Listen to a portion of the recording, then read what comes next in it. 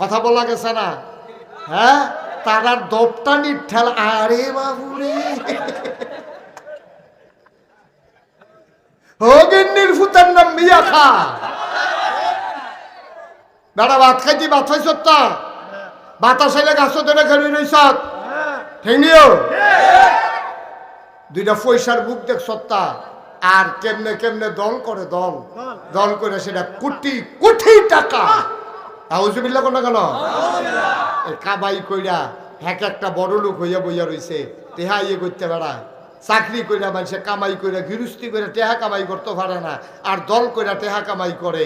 তবে সব টেহা কামো লাগান যায় না। আচ্ছা, ওই টেহার কি দাম? আপনি যদি এই টেহা লইয়া বাড়িতে ঘুমাইতেন না পারেন, কেউ তো কোনো ধমকও দিছে না, কেউ কোনো জায়গায় তো কইছে না, এরপরে জায়গায় গেলে কারণ জানে আমি যেই কাম করছি আমি কোনো থাকতাম পারতাম না। কেউ কইছে না যে তোমরা জায়গাও যার যার বাড়িতে তে ঘুমাইব কইব, কিন্তু তে তো জানে কত মানুষের ফিটা দিয়ে রাখছে। তো সকলে যদি ফিরে একটা করে দেয়, ওমা দিব না, তুমি হাতে খাইয়া রইছে না ফিটা, হাতে তো এই সাপটার লাগে বইয়া রইছে না হাতে, যেতে ফিটা খাইয়া রইল তাতে এই কায়দাটার লাগে বইয়া রইছে। আমার যেমনি ফিরতে আস, পুলিশ দিয়ে দৌড়াইতে আস, আমি যে বছরের বছর ঘুমাইতাম পারি না, দিন একদিন আইব রে, এই দিনটার লেগে তো হাতে বইয়া রইছে। তো তুমি এই কাম করছো কিনি, ঠিক কিনা কর? এবার ঠিকটা আরো আছে, এই যে এখন আপনারা ঠিক কইতেছেন তো এই কাম করলো কেড়ে, তো এর লেগে হাতে এখন আর তে নাই। তো আবার যদি আপনি আমি এরকম হইয়া যাই, তো আমরাও তো আবার এরকম হয়েছি কে, ঠিক কিনা কর? সুতরাং খুব সাবধান, খুব সাবধান, ইতিহাস থেকে শিক্ষা নিতে হবে। আমরা আবার যেন যেই কাম করলে বাধ্যা হন যায় না, যেই কাম করলে ভাগ্যা যাওন লাগে, আমরা শিখলাম আমাদের দ্বারা যেন এই কাজ প্রকাশ না পায়। মনে থাকবে ইনশাআল্লাহ।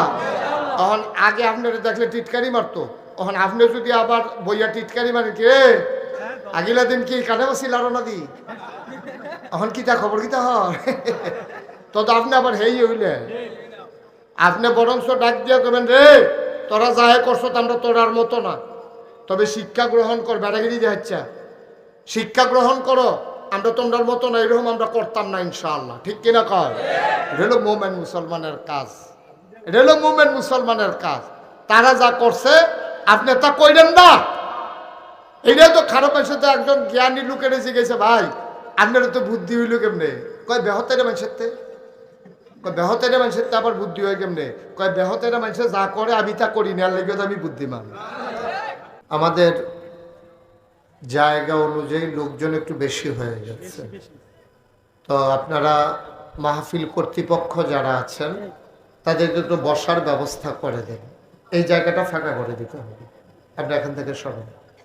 এই জায়গায় থাকলে দাঁড়িয়ে কথা বললে আমি ওয়াজ করতে পারবো না, সরেন, কথা বললেন না, কেউ কথা বললেন না। এই ছেলে তুমি কথা বলতেছো কেন? এটা কি বেয়াদবি হইল? এটা তুমি কথা বলা লাগবে এখানে, সরেন এখান থেকে, এই জায়গাটা ছেড়ে দেন। যে যারা লোকজন চলে আসছেন তাদেরকে একটু জায়গা করে দেওয়া যায় কিনা, মাহফিলের কর্তৃপক্ষ যারা আছেন তাদেরকে একটু বিছানা বিছিয়ে দেন, যেহেতু লোকজন বেশি হয়ে গেছে। পাশে বাড়িঘর আছে, আমার মা বোনদেরকে আমি বিনীতভাবে অনুরোধ করব যে দয়া করে আপনাদের আওয়াজ যেন মাহফিল পর্যন্ত না আসে, এটা দয়া করে একটু খেয়াল করেন। যারা এই মা বোন আছেন আপনারা দয়া করে আওয়াজ করেন না, আপনাদের এখানে অনেক লোকজন আসছেন দূর দূরান্ত থেকে, আপনারা দয়া করে একটু সুযোগ করে দেন। এই জায়গায় আপনি এভাবে ধরে রেখে রেকর্ড করতে পারবেন না, আপনি সরেন এখান থেকে, সরেন। মোবাইলে ইউটিউবে অনেক ওয়াজ আছে, কিংবা হাতে ধরে রেখে রেকর্ড করার দরকার নাই, মন দিয়ে শুনেন। ওই যে ওইখানে জায়গা আছে, ওইখানে বসেন। জি, তো আজকের মাহফিলে মাগরিবের পরে গুরুত্বপূর্ণ তালিম দিয়েছেন আপনাদের পার্শ্ববর্তী মুরাদনগর উপজেলার ঐতিহ্যধন্য দরবার সোনাকান্দা দরবার শরীফের মরহুম সানি আবু বকর মোহাম্মদ শামসুল হুদা রহমতুল্লাহ আলাইহের সুযোগ্য সাহেবজাদা হাফিজ মৌলানা হুসাইন আহমদ হানাফি পীর সাহেব, সোনাকান্দা দারুল হুদা দরবার শরীফ। আমার আগে কথা বলেছেন আমার আদরের ধন কলিজার টুকরা হযরত মাওলানা কারি মোহাম্মদ আকরামুল হক মুরাদি সাহেব। কথা বলেছেন হযরত মাওলানা মোহাম্মদ খায়রুল ইসলাম। কথা বলেছেন আমার আদরের ধন কলিজার টুকরা নাগাইশ দরবারের সম্মানিত মুআল্লিম হযরত মাওলানা মোহাম্মদ ইব্রাহিম খলিল। আজকে প্রধান অতিথি হিসেবে উপস্থিত হয়েছেন আমার খুব কাছের মানুষ, আদরের ধন দানবীর হযরত মাওলানা মোহাম্মদ উমর ফারুক। বিশেষ অতিথি জনাব মোহাম্মদ আবুল হাসেম, সভাপতি জনাব মোহাম্মদ দেলোয়ার হুসাইনি, আরও অনেক সহসভাপতি, আমন্ত্রিত অতিথিবৃন্দ অনেকেই আছেন। আর আয়োজনের পক্ষ থেকে আমার আদরের ধন কলিজার টুকরা মোহাম্মদ শাহজাহান মুআল্লিম নাগাইশ দরবার শরীফ। সম্মানিত দিনদার আশিকিন মুহিব্বিন, বাংলাদেশে সাধারণত এই সিজনে মাহফিল হয় না। বাংলাদেশে মাহফিল হয় শীতকালে। এখন তো গরমের মৌসুম, বৃষ্টির মৌসুম। এখন হচ্ছে মাহফিল দেওয়া মানে 50-50 চান্স। মাহফিল করা হইতেও পারে, নাও হইতে পারে, কারণ বৃষ্টি বাদলা চলে আসলে আমরা এইভাবে বসতে পারতাম না। তো কিছু কাজ আছে, কিছু কাজের লক্ষণ আপনার কাজটা দিয়ে বোঝা যায় কাজটা কি কবুল হয়েছে নাকি হয় নাই। তা আজকে যেহেতু বৃষ্টি বাদলার দিনে বৃষ্টি বাদলা না দিয়া আমাদেরকে সুন্দরভাবে বসে কথা শোনার সুযোগ দিয়েছেন, তাইলে বোঝা গেল আল্লাহ তাবারক ওয়া তাআলা আজকের মাহফিলকে কবুল করে নিয়েছেন। যদি কবুল না করতেন তো একটু বৃষ্টি দিলে তো আমরা বসতে পারতাম না। তো যেহেতু সুযোগ করে দিয়েছেন, আল্লাহ রাসূল সাল্লাল্লাহু আলাইহি ওয়াসাল্লাম বলেছেন মাইয়ুরিদিল্লাহু বিহি খায়রান ইউফাক্কিহু ফিদ্দীন। কবুল হবে যে আপনি বুঝবেন কেমনে? যখন দেখবেন যে আপনার নেক কাজ করতে ইচ্ছে করে। বলেন সুবহানাল্লাহ। কিছু মানুষ আছে নামাজটা দেখলে বিরক্ত লাগে, আর কিছু মানুষ আছে নামাজের সময় হলে অস্থির হয়ে যায় কোন সময় সে নামাজটা পড়বে। সুবহানাল্লাহ বলবেন না? তো যার নামাজ বিরক্ত লাগে আর যার নামাজ পড়ার জন্য অস্থির হয়ে থাকে, দুই দল মানুষ কি সমান? কথা বলেন, সমান? তাই আল্লাহ রাসূল বলছেন মাইয়ুরিদিল্লাহু বিহি খায়রান। আল্লাহ যাকে কল্যাণ দিতে চায়, লাভ দিতে চায়, লোকসান থেকে বাঁচাতে চায়, কল্যাণ দিতে চায়, ইকোটা বন্ধ করে দেব। তো আল্লাহ তাবারক ওয়া তাআলা ইউফাক্কিহু ফিদ্দীন, আল্লাহ তাকে দ্বীনের সঠিক বুঝ আল্লাহ তাকে দান করেন। সুবহানাল্লাহ বলবেন না? এই বাংলাদেশে দ্বীন বুঝার জন্য কয়েকটা মাধ্যম আছে। একটা হলো আপনি মাইকটা ঠিক করো, এই যে ফুনফুনি একটা আওয়াজ দিলে বন্ধ করো। একটা হচ্ছে আপনি মাদ্রাসায় ভর্তি হইলে, দ্বীনি শিক্ষা প্রতিষ্ঠানে যদি আপনি ভর্তি হন, তাইলে আপনি দ্বীন শিখতে পারবেন। এখানে পড়লে ওলামায়ে কেরাম কিতাব পড়াইয়া পড়াইয়া, কোরআন হাদিস পড়াইয়া আপনাকে জ্ঞানী বানাই দেবেন। এটা হলো একটা মাধ্যম।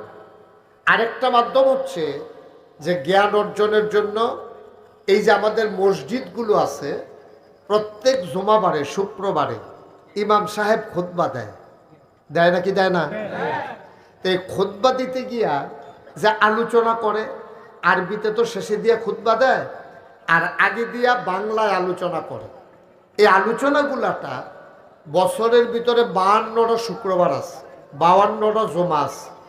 তাইলে একটা বিষয় করে যদি প্রতি জমায় আলোচনা করে, একদিন করলো নামাজ, একদিন করলো রোজা, একদিন করলো হজ, একদিন করলো জাকাত, একদিন বুঝাইলো সুদ, একদিন বুঝাইলো ঘুষ, একদিন বুঝাইলো মদ, একদিন বুঝাইলো আপনার জোর জবরদস্তি, একদিন বুঝাইলো জুলুম। এমনি যদি বুঝাইতে থাকে 52টা সপ্তাহে, যদি 52টা বিষয় আপনাকে বুঝায়, আর আপনি যদি 52টা শুক্রবারে মসজিদও যান, 52টা বিষয় সম্পর্কে আপনি এত পণ্ডিত হওয়ার দরকার নাই, অন্তত একটা স্বাভাবিক বুঝ এই মসজিদ থেকে আপনি নিয়ে আসতে পারবেন। কথা বুঝেন নাই? এই একটা বিষয়, দুইটা গেল। একটা হইলো মাদ্রাসা শিক্ষা প্রতিষ্ঠানে ভর্তি হয়ে লেখাপড়া করা, 2 নম্বরে হলো প্রত্যেক শুক্রবারে জমাবারে আলোচনা শুনে শুনে আপনি হালাল হারাম, ন্যায় অন্যায়, পাক নাপাক, জায়েজ না জায়েজ, কবিরা সগিরা, শিরক বেদাত, ফরজ ওয়াজিব, সুন্নত মুস্তাহাব, এই জিনিসগুলো সম্পর্কে আপনি ধারণা অর্জন করা। বলেন সুবহানাল্লাহ। 3 নম্বরে এই ভারতীয় উপমহাদেশে একটা জিনিস আছে যেটা অন্য দেশও নাই, এই মাহফিল। সুবহানাল্লাহ বলবেন না? এই জন্য কাতার থেকে জিজ্ঞেস করেন, কাতারে বেশিতে বেশি হইলে কোনো হল রুম ভাড়া লইয়া, হল রুম ওই যে আপনাদের সাথে কমিউনিটি সেন্টারে বিয়াটিয়া হয়, এরকম বড় রুমের ভিতরে ভাড়া কইরা কিছু লোক বৈশা আপনার দিনে আলোচনা করতে পারে, অথবা মসজিদের ভিতরে এইভাবে ওপেন এয়ার, এই খোলা আকাশের নিচে মাঠের ভিতরে। বিদেশে এটা নট অ্যালাউ, এটা অ্যালাউ করে না, এটা সরকার এটারে অনুমতি দেয় না। তাইলে আমরা দেশও সব জায়গায় জায়গায় উড়ানো, মসজিদের সামনে, স্কুলের সামনে, খেলার মাঠও, ক্ষেতের ভিতরে যেই সুযোগটা আছে অন্যান্য দেশে এই সুযোগটা নাই। এখন এই সুযোগটা পাইয়া আমরা কি বেজার না খুশি? এটা আল্লাহ আপনার সুযোগ দিছে, কিন্তু আফসোস হইল আপনি ওয়াজ শুনবেন, যদি কাজে না লাগে তাইলে তো এই ওয়াজ শোনা যাবে, কোনো ফায়দা তো হবে না। মসজিদের মেম্বারগুলো আপনার ইমাম সাহেবরা যদি খুশি মনে বক্তৃতা দিতে পারতো, খুশি মনে, কেউ কোনো বাধা না দিত। এখন আমাদের দেশে মসজিদের ইমাম সাহেব রাখিয়া ওই যেই দিন নিয়োগ দেয় সেই দিন ইমাম সাহেবরা কইয়া দেয়, হুজুর এই ইয়া করেন, রাজনীতির কোনো ওয়াজের আমরা এগুলো দরকার নেই। কয় নাকি কয় না? কথা হয় না, কয় নাকি কয় না? রাজনীতির কোনো ওয়াজের দরকার নাই। এখন আপনাদেরকে আমি জিজ্ঞেস করি, তো কঠিন ওয়াজের দরকার, আপনারা কঠিন ওয়াজ বুঝতেনও না, আমিও কইতাম ফারিও না, ফারলেন আপনারা বুঝাইতাম। কঠিন ওয়াজের দরকার, আমরা সহজ সরল এক জায়গার মানুষ, ওখানে সরল কথাটা হইল নবীজি মক্কায় নবুয়ত প্রকাশ পাইছে নবীজির 40 বছর বয়সে, তো 13টা বছর মক্কায় মানুষের বুঝাইছে, বুঝাইয়া দেখছে যে কিছু লোক তৈরি হইছে, কিন্তু কিছু শক্তিশালী মানুষের কারণে ইসলামটারে রাষ্ট্রীয়ভাবে উনি এটারে কায়েম করতে পারতেছেন। আল্লাহ তো জানে খেলা, আল্লাহ চিন্তা করছে না মক্কায় হইতো না, আপনার মদিনা রয়েছে গিয়া মদিনার মানুষটি নরম। সুবহানাল্লাহ বলেন না? আপনারা যারা হজ গেছেন তারাও কইতেন পারবেন, মক্কার মানুষগুলো যেই রকম এর চাইতে কিন্তু মদিনার মানুষ কিন্তু আরেক রকম। মদিনার মানুষদারির মেহমানদারি অন্যরকম, মদিনার আবহাওয়াটা সুন্দর, মদিনায় গাছপালা বেশি, আর সবচেয়ে বড় কথা হলো মদিনার সম্মান এই জন্য অত্যন্ত সুন্দর, আদব কায়দা বেশি, কারণ মদিনায় আমার স্বয়ং নবীজি ঘুমিয়ে আছেন। সুবহানাল্লাহ বলুন। তো এখন মদিনার মানুষগুলো আপনার তারা আল্লাহ তো জানে কেমন, এখন মদিনার মানুষে আইসা নবীজিরে দাওয়াত দিয়ে নিয়ে গেছে মদিনায়। এখন মদিনায় গিয়া নবীজি দুনিয়াতে ছিলেন 10 বছর। কয় বছর? আমার সবাই কথা কয় না, কয় বছর? 10 বছর। এই 10 বছর নবীজি মদিনায় কি করছে, এই কাজটা শুনলে আপনি বুঝবেন নবীজি করছে কি আর আমরা করতে আছি। ঠিক কিনা কন? আমরা এই নবীর উম্মত নেই, আমার কথা কেন, আমরা এই নবীর উম্মত নেই, শেষ নবীর উম্মত নেই আমরা। এই নবী আশেকে রাসূল, যেই নবীর প্রতি যার ভালোবাসা প্রেম বেশি তারে কয় আশেকে রাসূল।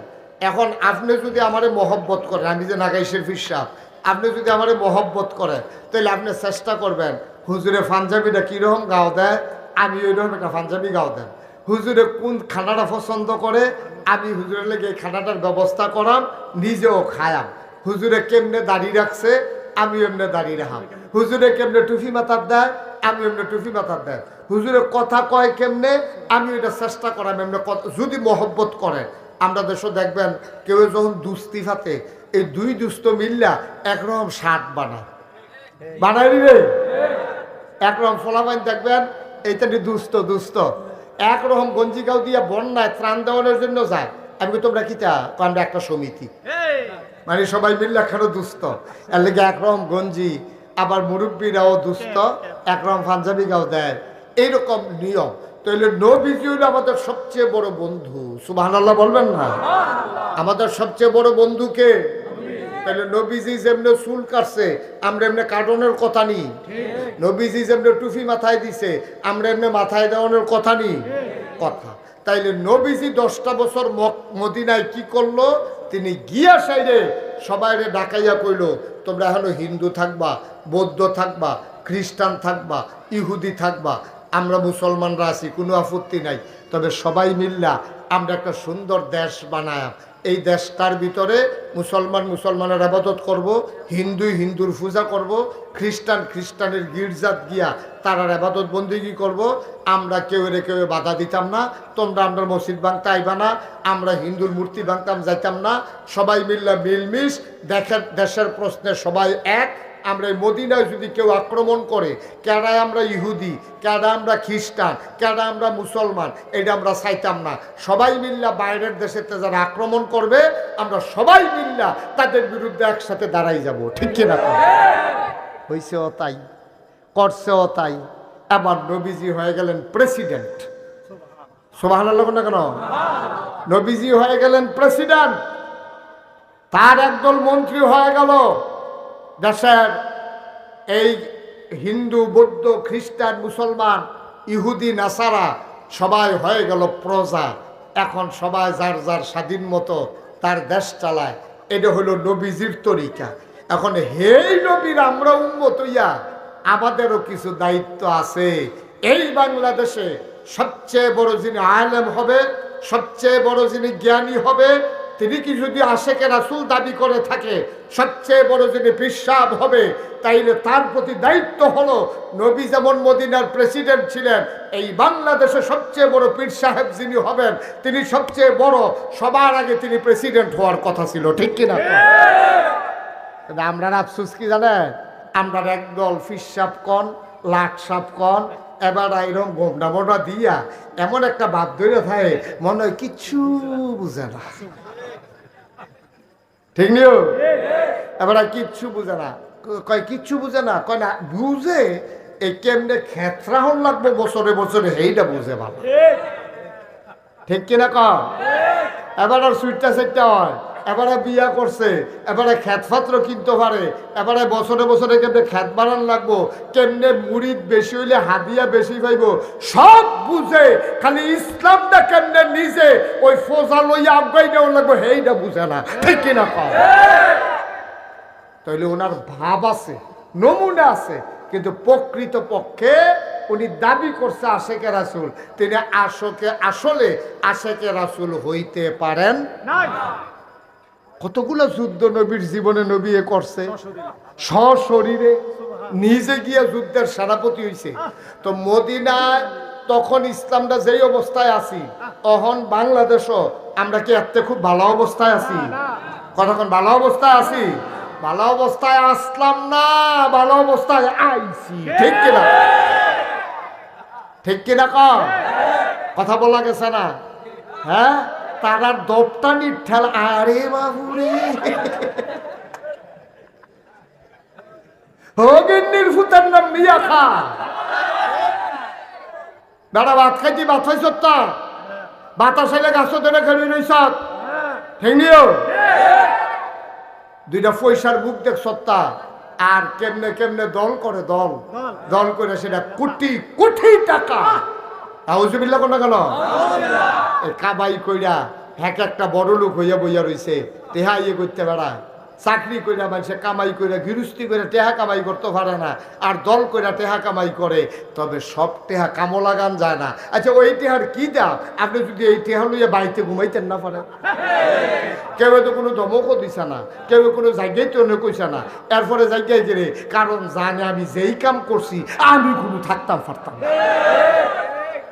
কেউ কইছে না যে তোমরা জায়গাও, যার যার বাড়িতে ঘুমাইব কইব, কিন্তু তে তো জানে কত মানুষের ফিটা দিয়ে রাখছে, তো সকলে যদি ফিরে একটা করে দেয়, ওমা দিব না, তুমি হাতে খাইয়া রইছ না ফিটা, হাতে তো এই সাপটার লাগে বইয়া রইছ না, হাতে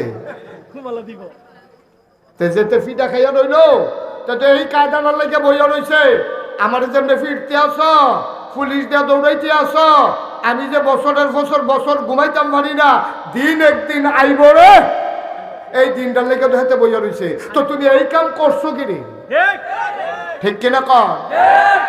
এবার ঠিকটা আরো আছে।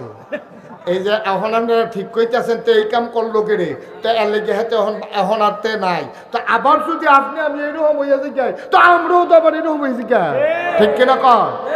সুতরাং খুব সাবধান, খুব সাবধান, ইতিহাস থেকে শিক্ষা নিতে হবে। আমরা আবার যেন যেই কাম করলে বাইধ্যা হন যায় না, যেই কাম করলে ভাগ্যা যাওন লাগে, আমরা শিখলাম আমাদের দ্বারা যেন এই কাজ প্রকাশ না পায়। মনে থাকবে ইনশাআল্লাহ। তখন আগে আপনারা দেখলে টিটকারি মারতো, তখন আপনি যদি আবার বইয়া টিটকারি মারেন কে আগিলা দিন কি কানে বসিল আরো না দি, এখন কিতা খবর কিতা হয় তো আপনি আবার হেই হইলে আপনি বরঞ্চ ডাক দিয়া করবেন, রে তোরা যাহে করছো আমরা তোরার মতো না, তবে শিক্ষা গ্রহণ কর, বেড়াগিরি যাচ্ছা শিক্ষা গ্রহণ করো, আমরা তোমরার মতো না, এরকম আমরা করতাম না ইনশাআল্লাহ, ঠিক কিনা কর? এটা হলো মোমেন মুসলমানের কাজ, এটা হলো মোমেন মুসলমানের কাজ। তারা যা করছে আপনি তা কইলেন না, এইটাই তো খারাপ হয়েছে। তো একজন জ্ঞানী লোকের এসে গেছে, ভাই আপনার তো বুদ্ধি হইল কেমনে? কয় বেহতের মানুষের তে, কয় বেহতের মানুষের তে আবার বুদ্ধি হয় কেমনে? কয় বেহতের মানুষের যা করে আমি তা করি না, লেগে তো আমি বুদ্ধিমান। কি কথাটা কইছে দেখছেন? কথাটার ওজন কত, কত মূল্যবান কথা কইছে দেখছে? কয় বেহতের মানুষের যা করে আমি তা করি না, এর লেগে বেহতারতে শিক্ষা শিক্ষা আমি মাইদি দিয়ে বুদ্ধিমান হয়ে গেছি। বেহতাইরাতে যেটা করে আমি এটা করি না, তার লেগে তো আমি বুদ্ধিমান। তো যেই কাম করলে বড় গুমান জানা থাহন জানা, আমি সেই কাজ করব না, তাইলে তো আমি ভালো মানুষ, ঠিক কিনা? এটা হলো মূল কথা। আল্লাহ যা বড় কথা আল্লাহ আমাদেরকে যেন এমন একটা জিন্দেগি দান করে, সবাই কোনা আমিন। বন্ধুরা আমার, ভাইরা আমার, আল্লাহর নবী মুহাম্মদুর রাসূলুল্লাহ সাল্লাল্লাহু আলাইহি ওয়াসাল্লাম ১৫০০ বছর আগে যখন মক্কা ছেড়ে মদিনায় গেলেন, তিনি যখন মদিনায় ঢুকলেন, তিনি দেখলেন মদিনার মানুষগুলো নবীকে পাওয়ার জন্য অস্থির হয়ে আছে। বলেন সুবহানাল্লাহ। নবীজি আসবে, সবাই অস্থির হয়ে আছে, পাগল হয়ে আছে। ছোট ছোট বাচ্চাগুলা মায়ের কাছে গিয়া কয়, মা ছোট্ট টুকরিটা দাও, আমাদের দেশে যেটা টুকরি জাহি, ছোট ছোট যে এই তরকারি ধোয়, এই ছোট টুকরিগুলা দাও। মা বলতেছে, বাবা টুকরি দিয়া কি করবা? কয়, মা দুজাহানের বাদশা নবী মদিনায় আসতেছে, টুকরি দাও, টুকরিগুলা নিয়ে পাহাড়ি জঙ্গল থেকে ফুল ছিঁড়ে আনবো। বাচ্চারা টুকরি নিয়ে চলে গেল জঙ্গলে, ওই পাহাড়ের পদদেশে ফুল ছিঁড়ে ছিঁড়ে টুকরিতে করে নবী কোন রাস্তায় দাঁড়াবেন। তারা মুরব্বীদের খবর নিয়ে বাপ চাচাকে জিজ্ঞেস করে টুকরিগুলা নিয়ে রাস্তার দুই পাশে দাঁড়িয়ে গেলেন। ছোট ছোট বাচ্চারা নবী যায় আর নবীর গায়ের ভেতরে ফুল ছিটাইয়া ছিটাইয়া দেয়।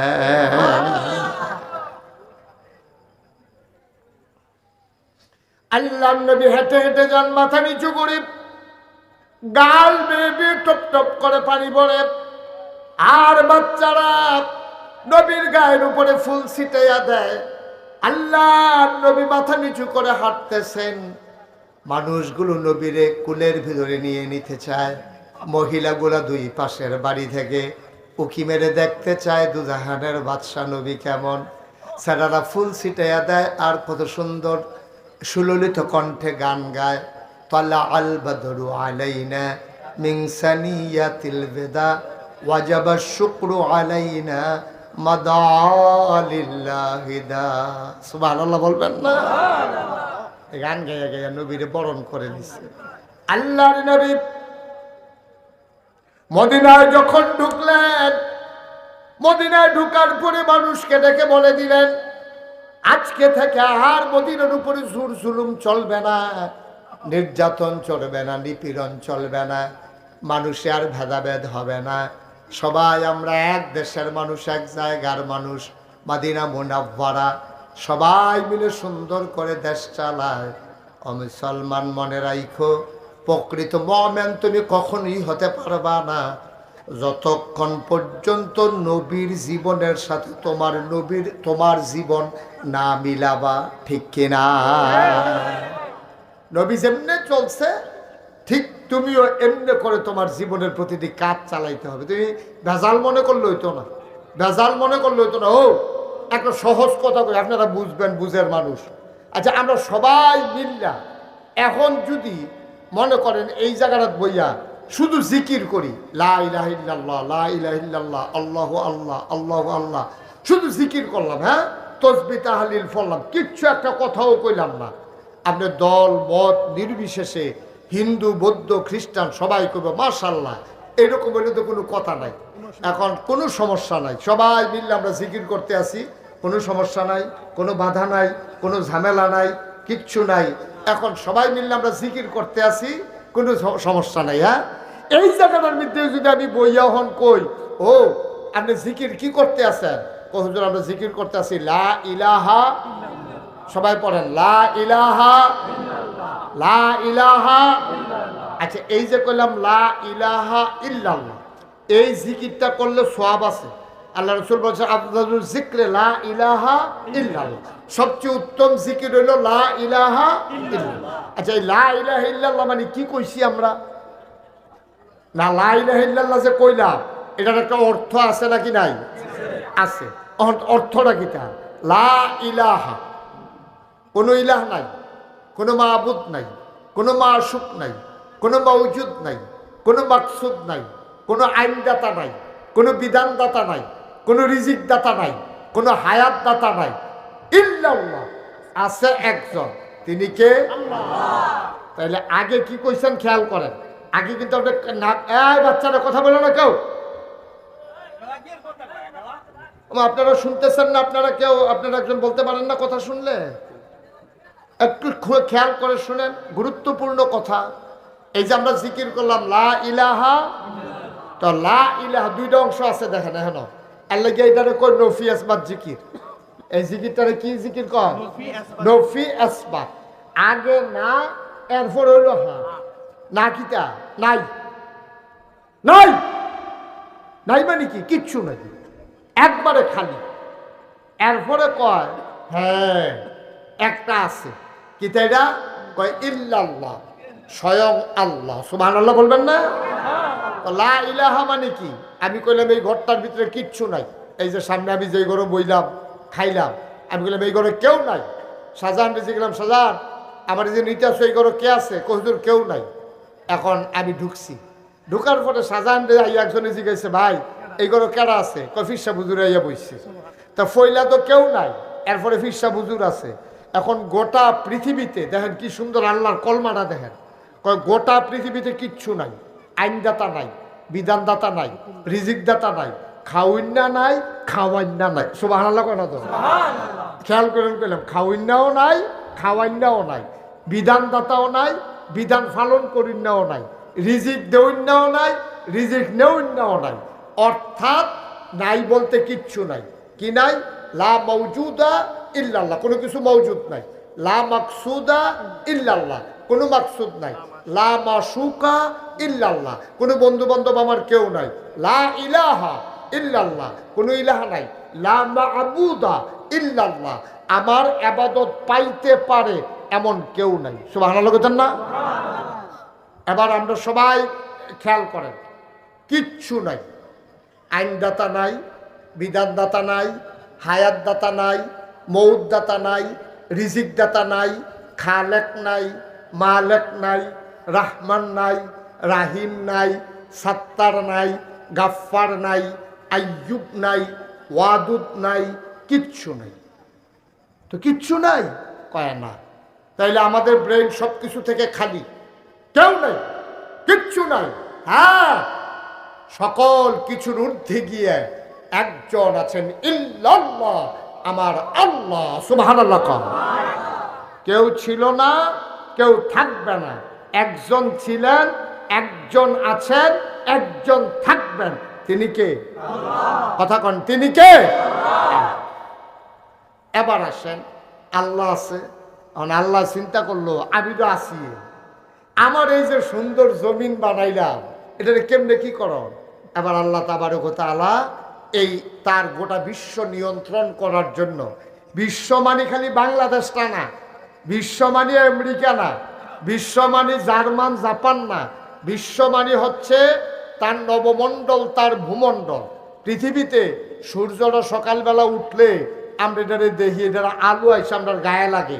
এমনও সূর্যের মতো অনেক নক্ষত্র আছে যেটার আলো আইতে আছে, অহনো রাস্তাত আছে, এমন আইতে থাকবো, কিন্তু কবে আইয়া পৃথিবীতে পৌঁছবো এটার কোনো প্রমাণ পাওয়া যায় না। সুবহানাল্লাহ বলবেন না? আবার বুঝেন, আল্লাহ শুধু এই জায়গাটার আল্লাহ না, এই পৃথিবীটার আল্লাহ না, বাংলাদেশটার আল্লাহ না, সৌদি আরবের আল্লাহ না, গোটা নবমণ্ডল, ভূমণ্ডল, আকাশ, আকাশের ঊর্ধ্বে যা আছে, জমিন, জমিনের নিচে যা আছে, সকল কিছু যেটা আপনার ব্রেইনে ধরে না। ব্রেইনে ধরবো কেমনে? আপনার ব্রেনটা তো একবারে শুধু, আর একটু সহজ করে করলে বুঝবেন। আপনার ব্রেনটা কি বড় না শুধু? আমার কথা না, বড় না শুধু? একবারে শুধু ব্রেন আমরা।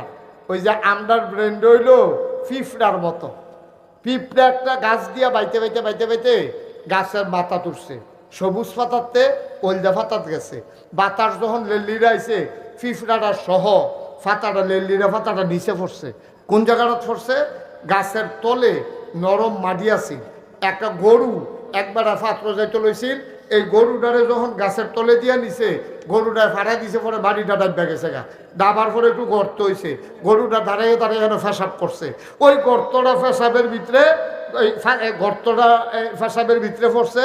অহন এইটার ভিতরে আইয়া ওই পিঁপড়া সহ ফাতারা গরুর সেনার ভিতরে, গরুর ফাওয়ের ভিতরে, এই জায়গাটা তাইয়া পিঁপড়াটা যখন পড়ছে, পিঁপড়াটায় দেখেছে, আরে বাবারে, এটা আমি কই ফেললাম, এটা তুই প্রশান্ত মহাসাগর, সারুগুল দিয়া ফানি আর ফানি, আমি বোধহয় টাইটানিক জাহাজও আছে। কারণ পিঁপড়া তো এরকমে, পিঁপড়া জল ফাড়তে হয় না। এখন মানুষ দেখতে আছে উমুমের দূরে একটা গর্ত, মনে করতেছ প্রশান্ত মহাসাগর, আর গরুর সেনারে মনে করতেছ থই থই ফানি, আর আমফাতারে মনে করতেছ টাইটানিক জাহাজ। পিঁপড়ার জন্য ওই গর্তটা যদিও বড়, আমাদের জন্য একবারে ছোট। মুসলমান, পিঁপড়ার জ্ঞানের পরিধি যেমন, এই ছোট্ট গর্তটা, একটা গরুর পায়ের গর্তটাকে পিঁপড়া মনে করে প্রশান্ত মহাসাগর, আম পাতাটাকে মনে করে সে টাইটানিক জাহাজ, আর গরুর চানাকে মনে করে থই থই পানি। পিঁপড়া যেমন তার জ্ঞানের পরিধি কম, আমাদের নাইলে আর একটু বেশি, কিন্তু আমাদের জ্ঞানের পরিধিও অনেক বড়, বেশি না। এই জন্য আমরা মনে করি বিশাল পৃথিবী আল্লাহর কাছে একটা আম পাতার চাইতে আরো ছোট। বলেন সুবহানাল্লাহ। একটা হাতের তালুর মতো। ও এই হাতের তালুটার ভিতরে যদি 50টা পিঁপড়া আপনার হাঁটে, আর আপনি যদি হাতের তালুটা ধরে রাখেন, আপনি সবজি পিঁপড়া যেমনে দেখেন, সমস্ত মাখলুকা, 800 কোটি মানুষ, এতগুলো দেশ, এতগুলো শহর, পিঁপড়া, জন্তু জানোয়ার, গরু ছাগল, আপনার হাতের 50টা পিঁপড়া আপনি যেমনে দেখেন, আর গোটা পৃথিবীটা আল্লাহর কাছে আপনার এরকম হাতের তালুর চাইতে আরো ছোট। আল্লাহ তাবারক ওয়া তাআলা যখন তাকান, তখন সব তাকাইয়া দেখে ওই আপনি পিঁপড়াগুলারে যেমনে দেখেন, গোটা পৃথিবীর সবকিছু আল্লাহ তাবারক ওয়া তাআলার চাইতে, ওই আল্লাহর কাছে আপনার হাতের তালুর চাইতে আরো ক্লিয়ার। সুবহানাল্লাহ বলবেন না? চাইতে আরো ক্লিয়ার, একবার স্পষ্ট। এখন সব কিছু নিয়ন্ত্রণের জন্য আল্লাহ জিন বানাইছে, ফেরেশতা বানাইছে। এই জিন, তুমি তোমার কাম করবা। এই ফেরেশতা, তোমরা এই আমারে সাজদা দিবা, আমার চতুর্দিক দিয়ে ঘুরবা, সূর্যটা যেন ঠিক মতো কাম করে ছাইয়া রাখবা, চাঁদরা যেন ঠিক মতো উঠে ছাইয়া রাখবা, বৃষ্টি যেন ঠিক মতো হয়। এই মিকাইল ফেরেশতা, তোমার দায়িত্ব হইলো আমি যেখানে হুকুম করব বৃষ্টি দিবা। এই আজরাইল, তোমার দায়িত্ব হলো যার সময় শেষ তাহলে তুমি টান দিয়া লইবা। এই ইসরাফিল, তোমার সিংহা দিয়া বয়াই রাখলাম, আমি যখন হুকুম করলাম ফু দিয়া লাইবা। এই জিব্রাইল, তোমার দায়িত্ব হলো আমি যে এই যেটা যখন যেই পয়গাম দেন, যেই খবর দেন, তুমি নিয়ে পৌঁছাই দিবা। ফেরেশতা বানাইছে, জিন বানাইছে, জিনের দলে ফেরেশতার মতো আর নিয়ম কানুন মানছে না। এই অসিবের দলে ফিডা ফিডি, মারা মারি, যা মন্ডায় ধরে তাক। নাউজুবিল্লাহ কইতেন না? জুড়ে কইতেন না নাউজুবিল্লাহ? এবার আল্লাহ ফেরেশতাদের একদিন ডাক দিছে, আই সব আসো। আসার পরে জিজ্ঞেস, আল্লাহ কেন একসাথে করছেন? আল্লাহ তাবারক ওয়া তাআলা সেদিন ঘোষণা দিলেন, ইন্নী জাইলুন ফিল আরদে খলিফা, আমি একটা কওম, আমি একটা সম্প্রদায়, আমি মানুষ বানাতে চাই। আল্লাহ ঘোষণা দিছে পরে ফেরেশতারা কয় বানাইয়েন। আল্লাহ কয় ইন্নী আলামু মা লা তা'লামুন, আমি যা জানি তোমরা তা জানো না। সুবহানাল্লাহ বলবেন না? মানুষ বানানো হয়ে গেল। ও মুসলমান, মন দিয়ে শুনো রে ভাই, মানুষ যখন বানানো হয়ে গেল, আবার আল্লাহ তাবারক ওয়া তাআলা কোন পথে গেলে জান্নাত, কোন পথে গেলে জাহান্নাম, কোন পথে গেলে লাভ, কোন পথে গেলে লোকসান, কোন পথে ভালো, কোন পথে মন্দ, কোন পথে কল্যাণ, কোন পথে অকল্যাণ, কোন পথে শিরক বিদআত, কোন পথে তাওহীদ রিসালাত, কোন পথে কুফর আর কোন পথে ইসলাম জানানোর জন্যে আল্লাহ মানুষদের মাঝ থেকে একদল মানুষ পাঠাইয়া দিলেন। এই মানুষদের মাঝে যিনি সবার সেরা, যিনি সবার শেষ, তিনি নবী মুহাম্মদুর রাসূলুল্লাহ সাল্লাল্লাহু আলাইহি ওয়াসাল্লাম। বলেন সুবহানাল্লাহ। আমাদের যিনি নবী, তিনি হলেন সবার শেষ, তিনি হলেন সবার সেরা। বন্ধুগণ, খেয়াল করে শুনেন। আচ্ছা, আমার নবী যে সবার শেষ নবী, এটার প্রমাণ আছে নাকি নাই? কথা কন, আছে নাকি নাই? নবীজি যে শেষ নবী, এটা নিজের নবী নিজে কইছে, কয় আনা খাতামুন নাবিয়্যিন লা নাবিয়্যা বাদি, আমি হলাম সর্বশেষ নবী, আমার পরে আর নবী। সুবহানাল্লাহ বলবেন না?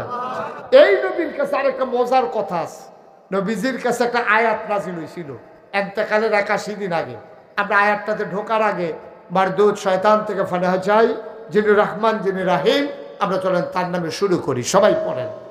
আউযু বিল্লাহি মিনাশ শাইতানির রাজীম। বিসমিল্লাহির রাহমানির রাহিম। আল-ইয়াওমা আকমালতু লাকুম দীনাকুম ওয়া আতমামতু আলাইকুম নি'মাতি ওয়া রাদিতু লাকুমুল ইসলাম দীনা। সুবহানাল্লাহ বলবেন না? আল্লাহ ডাক দেয়া কয়, শুনো শুনো শুনো, মানিকনগরের মানুষ, প্রচন্ড গরমের মাঝে তোমরা যারা দৌড়ে দৌড়ে হাজির হয়ে গেছো, শুনো। আল্লাহ নবীকে আল্লাহ ডাক দেয়া কয়, নবী আপনি বলে দেন। আল্লাহ নবী আল্লাহ আয়াত নাজিল করে দিলেন।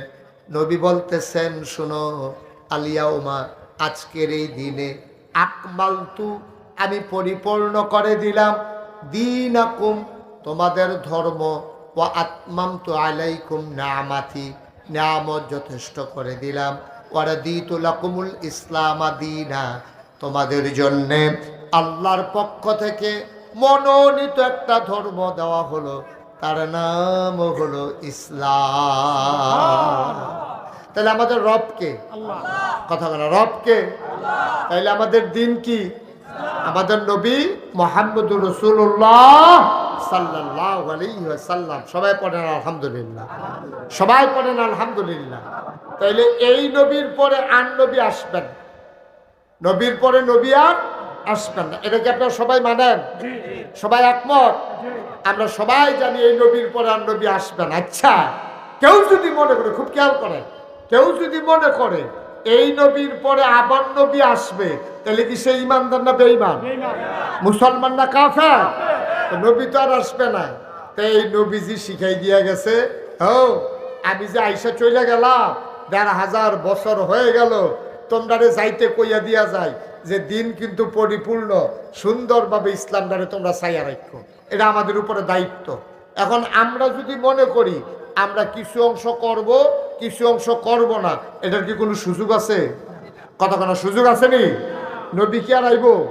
নবী তো আর আইতো না, নবী তো উনি শেষ নবী।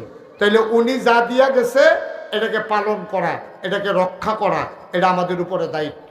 সুতরাং ১৫০০ বছর আগে নবীজি যেমনে ইসলামটারে চাইয়া রাখছে, এর বাইরে গিয়ে আপনার কোনো বুজুর্গি নাই, এর বাইরে গিয়ে আর কোনো বুজুর্গি নাই। কাফের যখন ইসলামের দিকে চোখ তুলিয়া তাকাইছে, মুসলমানদেরকে যখন ধ্বংস করে দিতে চাইছে, নবীজি বলছে ইসলামের পথে আসো নাইলে যুদ্ধ। আল্লাহর নবী যেমন করে ওই ১৫০০ বছর আগে কাফেরের বিরুদ্ধে যতটুকুন ক্ষমতা ছিল ওইটা নিয়ে ঝাঁপাই পড়ছে। ১৫০০ বছর পরে আজও যদি কেউ ইসলামের উপরে আঘাত করতে চায়, আমরা যারা মুসলমান দাবি করি, আমাদের দাবি হলো দাঁত ভাঙ্গা জবাব দিয়ে ইসলামকে আল্লাহর জমিনে টিকিয়ে রাখা। ঠিক কিনা বলো?